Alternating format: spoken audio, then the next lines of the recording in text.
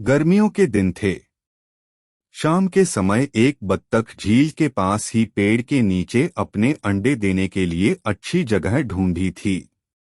उसने वहां पर 5 अंडे दिए। उसने देखा कि उसके 5 अंडों में से एक अंडा सबसे बहुत अलग था, जिसे देखकर वह परेशान रहने लगी। उसने अंडों से बच्चों के बाहर आने तक का इंतजार किया।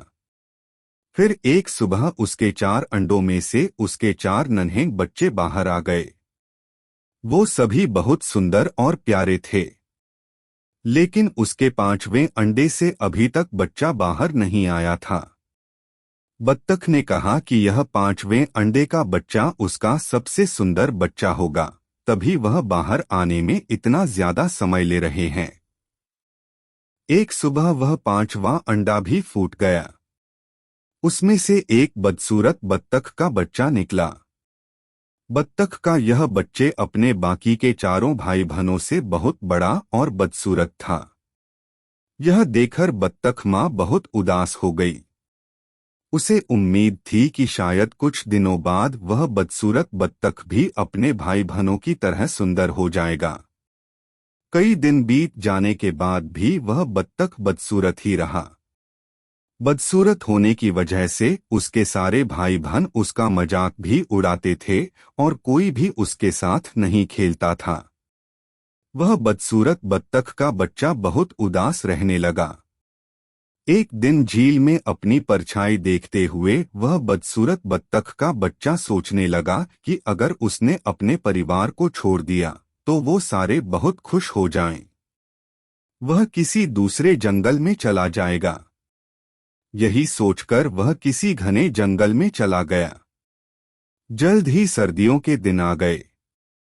हर तरफ बर्फ की बारिश हो रही थी। बदसूरत बत्तख के बच्चे को ठंड लग रही थी।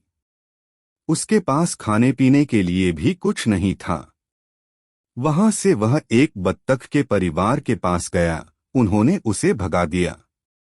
फिर वो एक मुर्गी के घर गया। मुर्गी ने भी उसे चोंच मारकर भगा दिया। उसी रास्ते में उसे एक कुत्ते ने देखा, लेकिन कुत्ता भी उसे छोड़कर चला गया। बदसूरत बत्तख उदास मन से सोचने लगा कि वह इतना बदसूरत है कि कुत्ता भी उसे नहीं खाना चाहता है। उदास होकर वह बदसूरत बत्तख का बच्चा फिर से जंगल जाने लगा। रास्ते में उसे एक किसान दिखाई दिया। वह किसान उस बदसूरत बत्तख को अपने घर ले गया।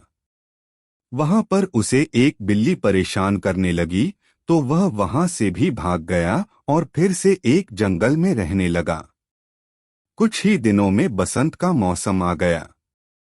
अब वह बदसूरत बत्तख भी काफी बड़ा हो गया था। एक दिन वह एक नदी के किनारे टहल रहा था। वहां पर उसने एक सुंदर राजहंसी को देखा, जिससे उसे प्यार हो गया।